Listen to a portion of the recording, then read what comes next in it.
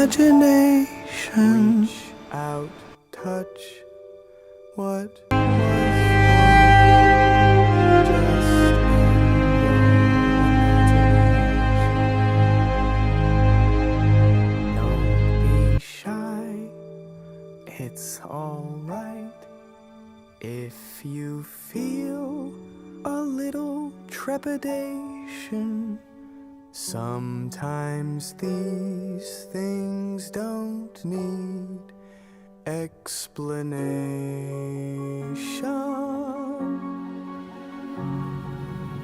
If you want